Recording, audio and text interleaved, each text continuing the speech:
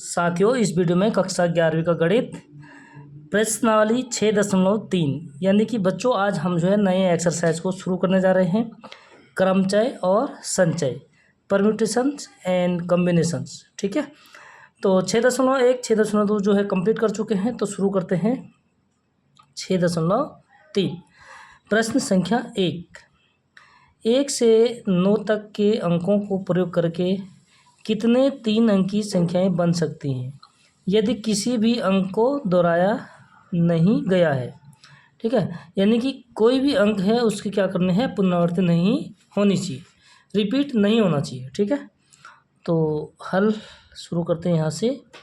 सबसे पहले बच्चों हमें क्या दिया है, अंक कौन कौन से हैं, 1 से लेकर 9 तक, यानी 1 2 3 4 5 6 7 8 और 9, यानी टोटल n कितना हो गया, n बराबर कितना हो गया बच्चों, यानी कि 9। ठीक है, और क्या कह रहा है इसमें, 3 अंकीय संख्याएं बन सकती हैं, रिपीट नहीं होना चाहिए। तो 3 अंक संख्याएं यानी r कितना हो गया बच्चों, 3। ठीक है, तो हमारे पास जो परम्यूटेशन वाला फॉर्मूला है वो क्या है कि NPR। क्या होता है NPR, फैक्टोरियल n/n-r फैक्टोरियल। ठीक है, और आप इसको दूसरी विधि से भी कर सकते हैं, जैसे ये तीन कॉलम ले लेंगे हम। ठीक है, 3 डिब्बे ले लेते हैं क्योंकि 3 अंकीय संख्या, तो ये हो जाएगा हमारा इकाई का अंक, ये हो जाएगा दहाई का अंक और ये हो जाएगा सैकड़ा का अंक। ठीक है, रिपीट नहीं होनी चाहिए। तो इकाई के अंक में देखो, जैसे हम 1 से लेकर 9 अंक हैं, यानी 1 2 3 4 5 6 7 8 9। ठीक है, ये पहली विधि है। तो देखो बच्चों, 9 में से हमें कोई सभी एक अंक लेना है। ठीक है, सपोज हमने यहाँ पे 1 ले लिया। ठीक, तो ये यहाँ पे क्या हो जाएगा हमारा 9P1, कोई भी एक अंक लेना, आप किसी को भी ले सकते हैं, 1 ले सकते हैं, 2 9 तक कोई भी अंक ले सकते हैं। ठीक है, तो ये क्या हो गया, अब इधर कितना अंक रह जाएंगे हमारे पास, 8, यानी तो यहाँ पे क्या हो जाएगा 8P1। ठीक है, तो यहाँ पे अगर हमने 1 ले लिया तो यहाँ पे क्या हो जाएगा हमारा 2 3 4 5 6 7 8 और 9, यानी टोटल अंक कितने होंगे, ये 8 हो गए। फिर यहाँ से अगर कोई अंक हमने यहाँ पे ले लिया, कोई सपोज हमने 3 ले लिया। ठीक है, तो अब कितने अंक हो जाएंगे हमारे पास, ये 7 अंक। तो जो हमारा जो ये सैकड़ा में जहाँ हम यहाँ पे लिखने की जो संभावना होगी वो कितने अंक में से होगी, 7 में से, यानी 7P1। ठीक है, तो इस प्रकार से हम इकाई लिखने की संभावना, दहाई लिखने की संभावना, सैकड़ा लिखने की संभावना इस तरीके से निकाल सकते हैं। ठीक है, लेकिन मैं यहाँ पे क्या करूँगा, इसको डायरेक्ट जो है फॉर्मूले में पुट कर देते हैं। तो फैक्टोरियल n यानी n कितना हमारा 9, तो फैक्टोरियल 9/n-r यानी 9-3, और इसका भी क्या कर देंगे हम, फैक्टोरियल। ठीक है, तो फैक्टोरियल 9/9 में से हम माइनस कर देंगे 3, तो कितना हो जाएगा, फैक्टोरियल 6। ठीक है, तो फैक्टोरियल 9 को हम क्या, फैक्टोरियल क्या होता है बच्चों, 9, यानी n हमारे पास क्या है, 9 है, तो 1 से लेकर 9 तक की संख्याओं का गुणनफल, यानी कि हम इसको फैक्टोरियल 9 को क्या लिख सकते हैं, 9 × 8 × 7 × 6, तो इसको फैक्टोरियल 6 पे स्टॉप कर देंगे, क्योंकि हमारा जो है हर में क्या है, यहाँ पे फैक्टोरियल 6 है। ठीक है, और बट्टे हो जाएगा फैक्टोरियल 6। यहाँ पे स्टॉप क्यों किया, क्योंकि हमें फैक्टोरियल 6 की ज़रूरत यहाँ पे पड़ेगी। ठीक है, तो फैक्टोरियल 6 से फैक्टोरियल 6 को हम कैंसिल कर देंगे, फिर इसको गुणा करेंगे तो कितना हो जाएगा, 9-72 और 72-7 504।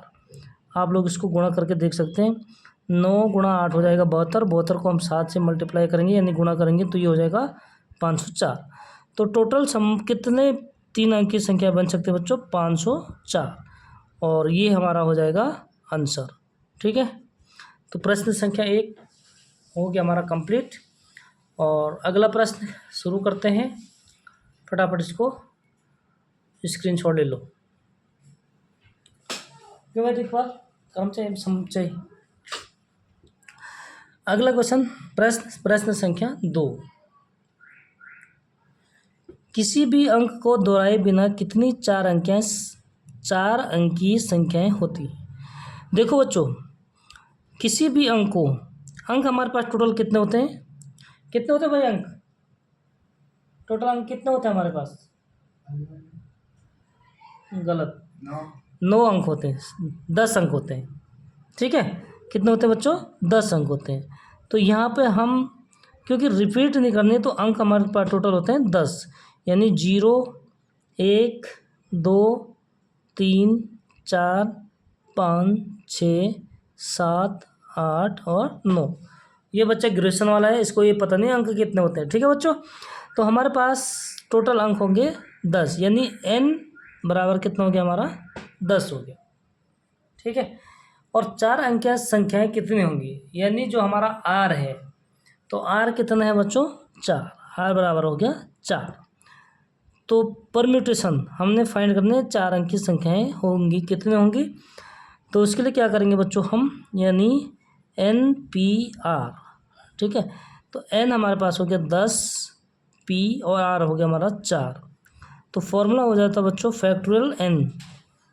तो फैक्टोरियल n कितना हो गया, यानी फैक्टोरियल 10 बटे n माइनस r, यानी कि 10 माइनस 4, और इसको अभी कर देंगे हम फैक्टोरियल।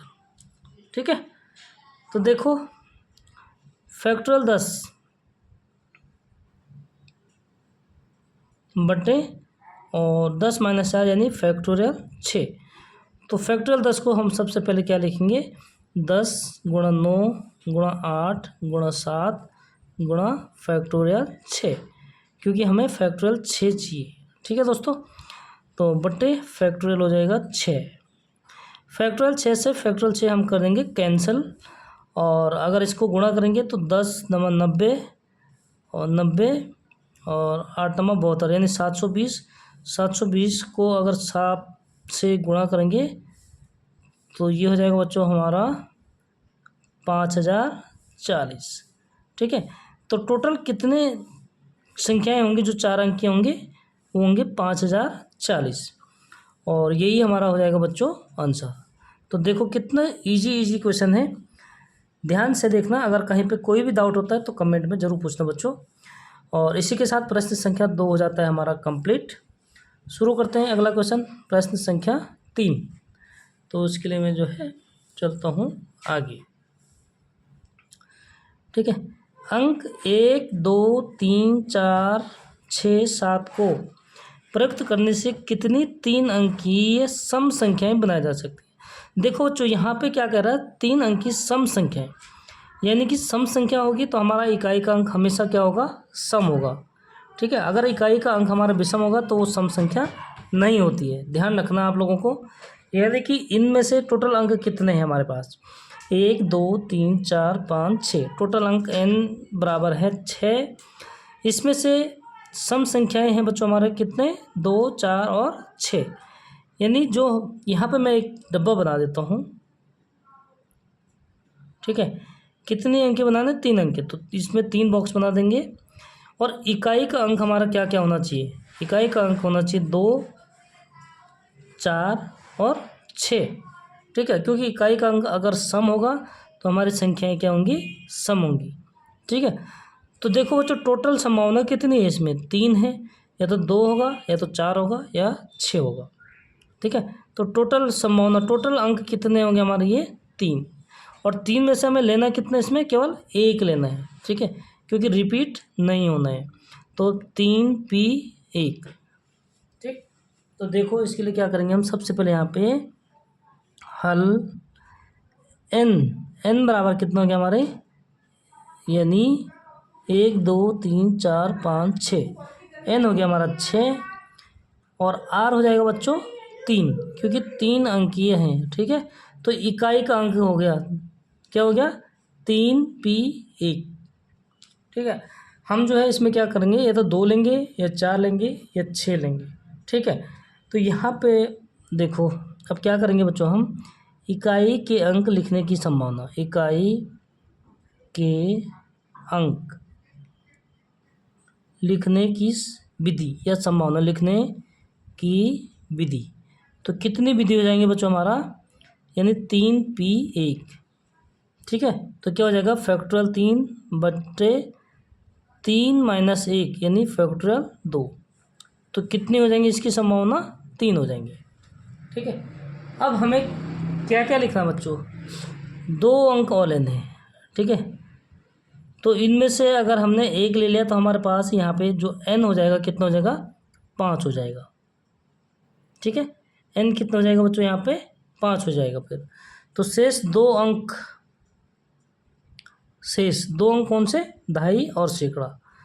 तो शेष 2 अंकों को लिखने की विधि, ठीक है। हमारे जो ये शेष 2 अंक है इनको लिखने की विधि कितने हो जाएंगे, टोटल हमारा n था 6, ठीक है। 6 में से अगर 1 हम इकाई में ले लेंगे तो हमारे पास अंक कितने हो जाएंगे, 5, यानी कि n हो जाएगा हमारा 5, ठीक है। और लेने कितने हमें, इसमें 2 संख्या लेने, दहाई और सैकड़ा। तो यानी कि r हमारा कितना हो जाएगा बच्चों, 2 हो जाएगा, ठीक है। तो लिखने की विधि कितनी हो जाएगी हमारी, NPR, ठीक है, यानी फैक्टोरियल n यानी फैक्टोरियल 5/n-r यानी 5-2 और इसका कर देंगे फैक्टोरियल। तो देखते बच्चों कितने विधि होती है इसकी। फैक्टोरियल 5 को हम लिखेंगे 5 × 4 × 3 फैक्टोरियल लिखेंगे, और 5 में से 2 माइनस कर देंगे तो फैक्टोरियल 3, ठीक है। फैक्टोरियल 3 से फैक्टोरियल 3 हमारा कैंसिल हो जाएगा, 5 को 20, यानी टोटल विधि कितनी होगी इसकी, 2 अंकों को लिखने की 20 होगी, ठीक है। तो 3 अंकों को लिखने की टोटल विधि कितनी हो जाएगी, दोनों को हम क्या कर देंगे, मल्टीप्लाई कर देंगे, ठीक है। तो 3 अंक की सम संख्याएँ बनाई जा सकती है, यानी अतः 3 अंक की सम संख्या, अतः 3 अंक की सम संख्या क्या क्या हो जाएंगे बच्चों, हो जाएंगे हमारा 20 × 3 यानी 20 × 3 = 60। तो टोटल कितने सम संख्याएँ होंगे, 3 अंक के 60 हो जाएंगे, ठीक है। और यही हमारा हो जाएगा आंसर। इसी के साथ हमारा प्रश्न संख्या 3 भी हो जाता है बच्चों कंप्लीट। तो उम्मीद करता हूँ कि सारे प्रश्न आपके समझ में आ गए होंगे। अगर कोई भी डाउट होगा तो आप लोग कमेंट में ज़रूर पूछें, ठीक है। मिलते हैं नेक्स्ट वीडियो में, तब तक के लिए बाय बाय।